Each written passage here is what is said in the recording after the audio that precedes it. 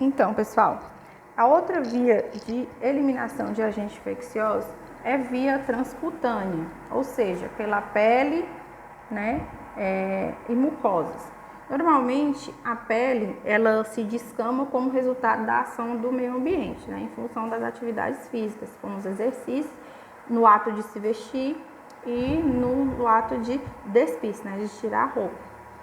Os agentes infecciosos eliminados pela pele são os que se encontram alojados nela e que geralmente são transmitidos por contato direto, né, imediato, e não pela liberação no meio ambiente. Através da pele ocorre a saída de vírus, né, como da herpes, da varíola, né, das verrugas, e bactérias, como as que causam furúnculos, carbúnculos, a sífilis, o impertigo, né? E as leishmanias são responsáveis também por úlceras cutâneas, né? Como é o caso da leishmaniose cutânea. E o Sarcoptes scabbei, que é um artrópode que causa a sarna, né? O agente etiológico da sarna, que também utilizam a pele como porta de saída. Temos ainda a via urogenital, né? Ou seja, pela vagina e pela uretra, né? Esses agentes infecciosos são geralmente eliminados por via vaginal e uretral durante a relação sexual ou com algum contato com líquidos corpóreos contaminados, né? Pelo sêmen, quando a mulher tem contato, ou a mulher e o homem têm contato com sexo oral, né? Que tem contato com esses líquidos que são, né, corpóreos. Um exemplo são o HIV, a herpes genital, a sífilis, gonorreia e o tricomonas vaginalis, que causa a tricomoníase, né? Pelas mucosas, né, que são o caso dos fungos, ou a urina, que é o contato, por exemplo, a febre tifoide, as febres hemorrágicas, a leptospirose, né, que são transmitidas pela urina de ratos e de cães infectados. Nós temos ainda, adicionalmente, né, as seguintes vias de eliminação, né, que é a eliminação natural, por fezes, urina, excreção, secreções e placenta, né, as mecânicas, que são através da seringa, né, de sexo, de transplante e de mosquito, e morte do infectado, quando você faz o consumo, por exemplo, de carnes, um exemplo, né, de vias de... quando você faz consumo de carne bovina, carne suína, sem o devido preparo. Nós temos ainda a eliminação pelo leite, né? Como o leite é produzido por uma glândula da pele, podemos, né, considerar que os micro-organismos podem ser eliminados através dele. O leite humano, ele raramente elimina agentes infecciosos, mas isso pode vir a acontecer, né, com os seguintes micro-organismos: o vírus da cachumba, da hepatite B, do HIV e o HTLV1, né? Já com o leite de outros animais, como o leite da cabra, da vaca, a eliminação já é bem mais frequente, principalmente nos casos de doenças como a brucelose, a tuberculose, a mononucleose, bactérias como estafilococcus, salmonelas e outros agentes que são capazes de causar diarreia no homem. Temos ainda a eliminação pelo sangue, né? Onde existem muitos agentes etiológicos que têm preferência por viver no sangue, né? E dessa maneira acabam saindo por seu intermédio quando ocorre um sangramento, né? Quando você tem contato direto com pessoas com ferimentos, né, de algum acidente, ou da realização de punção, né, com agulhas, de injeção, transfusões, ou ainda de picadas de inseto vetor, né? Ressalta-se ainda que quando, né, ao picarem o homem para se alimentar, os mosquitos, eles adquirem, né, adicionalmente muitos agentes infecciosos que serão posteriormente levados para outros indivíduos quando voltar a se nutrir, como é o clássico caso do ciclo da malária, do ciclo da dengue, do ciclo da leishmaniose, onde o inseto vetor pica um hospedeiro, né, ou um reservatório infectado, e pica um hospedeiro sadio e inicia o ciclo novamente. Agora, nós temos aqui as vias de penetração, né? Ou seja, como esses agentes infecciosos entram, né? As principais portas de entrada ou vias de penetração desses agentes infecciosos.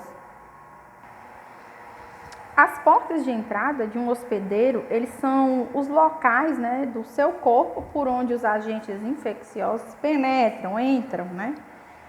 Eu listei, né, algumas das principais vias de penetração. Nós temos aí o trato digestivo, né, a via digestiva, né? Esses agentes infecciosos, eles penetram pela boca, né, junto com os alimentos, a água, né, contaminada, ou pelo contato das mãos e objetos contaminados que são levados diretamente à boca, né? Isso acontece com os ovos, né, de algumas verminoses, como é o caso dos ascaris, né, que são as lombrigas, dos cistos de protozoários, né, as amebas, as giardias, de bactérias como a da cólera, e de vírus como da hepatite A e da poliomielite e alguns tipos de fungos. Outra via aí é a pele e mucosas, né? É a via transcutânea. Geralmente, os agentes infecciosos, eles penetram na pele, né, ou na mucosa dos hospedeiros através de feridas, de picadas de inseto, de arranhões, né, de queimaduras, e raramente eles conseguem quebrar a barreira, né, da pele que está íntegra. Um exemplo aí nós temos a dengue, né, a doença de Chagas amarela, que todas são via mucosa, porém é feita através da picada do inseto vetor, né? Nós temos aí, né, também a via de entrada através do trato respiratório, né, nariz e boca, pelas vias respiratórias, e os agentes, eles são inalados juntamente com o ar, né, penetrando no corpo através do nariz, da boca, pelo processo respiratório. Como exemplos, aí nós temos os vírus da gripe, do sarampo, da catapora, bactérias que são responsáveis pela meningite, por tuberculose e difteria. Temos ainda a via genitais, né? Vagina e uretra, ou seja, a via urogenital, onde os agentes infecciosos eles penetram, né, nos hospedeiros pelos órgãos genitais, por meio das secreções, né, do sêmen, nos contatos, né, diretos, né, e relações sexuais. Assim ocorre a transmissão de doenças sexualmente transmissíveis, né, que são a sífilis, gonorreia, AIDS, tricomoníase, herpes genital e o papilovírus humano. E aqui eu tenho a cadeia geral de transmissão, né? No número 1 aqui nós temos os bioagentes, ou seja, os agentes etiológicos, né, os causadores dessas infecções. No segundo elo eu tenho as vias de eliminação genital, fecal oral, através de gotículas. Temos os reservatórios, né, que podem ser o homem ou animais ou insetos vetores. Temos os veículos e os fômites, seja alimentos contaminados, água contaminada, utilização de seringas, o próprio meio ambiente, o próprio solo. Temos as vias de entrada, seja por relação sexual, genital, bucal, oral, respiratória e os organismos susceptíveis, né, que somos nós, seres humanos. Então, pessoal, agora nós vamos ver as ações nocivas dos agentes infecciosos e ectoparasitas sobre os seres vivos. Embora grande parte das infecções elas não apresentem sintomas, muitas delas podem manifestar-se logo, né, após a penetração do agente infeccioso, né, que a gente chama de fase aguda, né, que é variável em cada tipo de infecção, né. Pode ocorrer logo após o período de incubação e, em alguns casos, logo após um período de latência.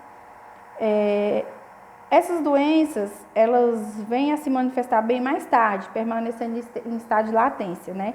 Que é quando o micro-organismo ele penetra no corpo do hospedeiro, mas ele fica lá incubado, como se ele estivesse esperando uma oportunidade, como a baixa de resistência do hospedeiro, para ele poder atacar. Como, por exemplo, nós temos a herpes, né? A varíola, a tuberculose e a doença de Chagas. A doença de Chagas, por exemplo, é uma doença em que o inseto, o barbeiro, ele transmite para o ser humano e a pessoa pode ficar até 30 anos sem desenvolver sintomas, né? Tem pessoas aí que em idades entre 50 e 55 anos que não sabem que são portadoras desse protozoário, né? Do Trypanosoma cruzi, que é uma doença que demora de se desenvolver. Então a gente chama aí de fase aguda ou fase de, né, o período de latência da doença. Em muitos casos, né, após a penetração do agente infeccioso, há um período de incubação, né, que perdura desde a penetração do micro-organismo até o aparecimento dos primeiros sinais e sintomas, né. É uma fase meio que silenciosa, ou seja, não possui manifestações clínicas. Pode variar, né, de um agente infeccioso para outro, mas geralmente é bem menor que o período de latência. Por exemplo, a incubação da rubéola é de 2 a 3 semanas. Já da febre aftosa é de 2 a 5 dias. Após o momento em que você entra em contato, né, com esse micro-organismo, você vai apresentar os primeiros sintomas entre 2 a 5 dias após o primeiro contato. Já o período de latência da toxoplasmose pode durar muitos anos, como é o caso também da doença de Chagas. Você pode ficar 2, 3 anos e não sabe que está contaminado, né? Após esse período de incubação, ou logo após a fase aguda, né, quando há muitos sintomas, a infecção ela pode acabar ou, em muitos casos, evoluir para um período chamado de fase crônica, no qual há uma diminuição dos sintomas, né?